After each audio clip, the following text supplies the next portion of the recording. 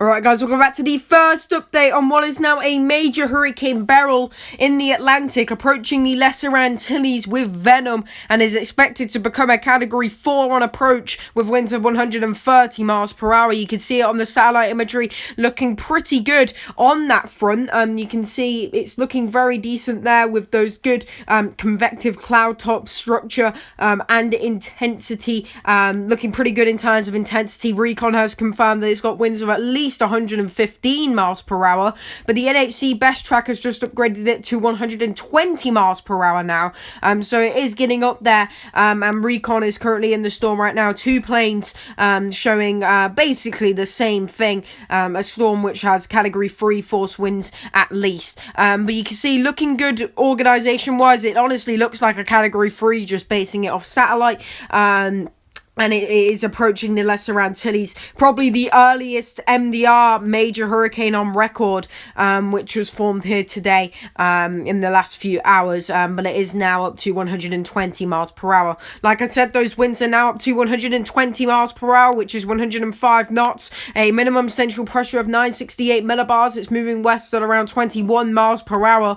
and this is from the NHC best track, which came out pretty recently, about an hour ago now, as I am making this. And take a look at loads of different estimates here. We have the NHC operational at 115 miles per hour, the NHC best track suggesting 120, Recon suggesting winds between 115 and 120, but 120 is the max. D-Prints at 115, the ADTs at 105, our auto WCSC, which we are still working on. It's still a program which we are trying to make it the best as possible, and that suggests Category 3 now. And our manual analysis, this was last time we completed a manual analysis, was at 9Z, so quite a while ago, but we had it at Category 2 then. So a bit weaker than what the estimates actually are, is now a Category 3. Take a look at Recon. This is the latest Recon information. You can see winds there on the first pass of the eye. Winds at around 110 knots, maybe a bit higher on flight level. And also on the SFMRs there, about 110 knots as well. They went with 115 miles per hour from my reckoning, because the flight level winds transfer down. If you do the standard conversion, they transfer down to 100 knots. But the SFMRs were 120 miles per hour. So I believe they just merged those together and put the wind speed as a 115 miles per hour. But it could have really been 115 or 120. It looks like they'll go 120 at their next update, which will be the 3Z update. Take a look at drop zone data. This is in the eye.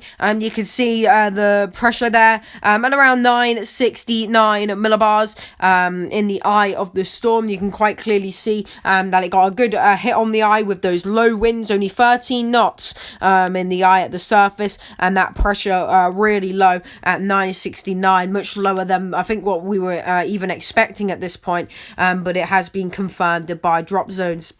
Here's one in the eye wall, and you can see some strong winds there. Good portion of the storm. These are instantaneous readings, you have to keep in mind though. Good portion of the storm has winds of over 100 knots. So really decent, honestly. And it's likely going to continue strengthening, like I said, up to that Category 4 potential intensity. Here's the H-Wolf wind swath. I don't have the NHC forecast cone on here, but the NHC do think it will reach winds of 130 miles per hour while it approaches the Antilles. So it could honestly be one of the earliest storms that to reach major hurricane intensity to pass through there. I hope we see some sort of eye wall replacement before the storm reaches, or an increasing wind shear, which will help to weaken the storm. It's possible that an eye wall replacement happens. However, the eye does look quite large. I was expecting it to honestly be smaller, but here's the, like I said, the H-Wolf wind swath. Winds peak at around 125 knots, and you can see that's actually after it passes through the Antilles.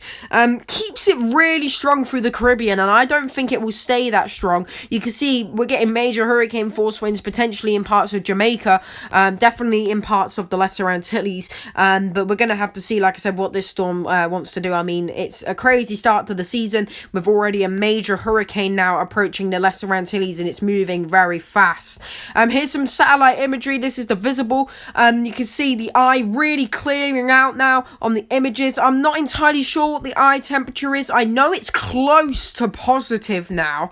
I know that for sure. You can see probably really good views from recon, probably almost a stadium effect in there. It's not going to be quite the stadium effect though. The eye isn't 100% clear, but you'll be able to see those big looming cloud tops over the eye, and you can see that nice like banding to the west of the system. That's probably shielding it from anything like dry air right now, and you can see it's really symmetrical as well. His true color is really symmetrical, and there you can see the Antilles, which will be taking an impact. Barbados has hurricane warnings out, and probably some of the other islands as well. But there are a lot of islands there, and I forget the name of a lot of them. The names of them, but it could pass into the Caribbean. In the Western Caribbean, wind shear is probably going to increase, but it could honestly intensify all the way until it approaches the Lesser Antilles, and even in the Eastern Caribbean Sea, it could intensify slightly more, possibly to a peak, maybe even of 140 miles per hour the way things are going.